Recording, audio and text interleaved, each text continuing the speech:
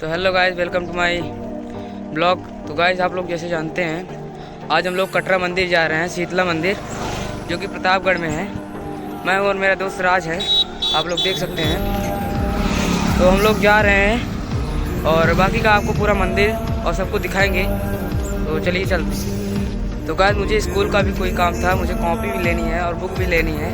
तो उसी के साथ हम लोग कटरा मंदिर में घूम लेंगे। तो बने रहिए ब्लॉग में, आप लोग को कटरा मंदिर दिखाते हैं।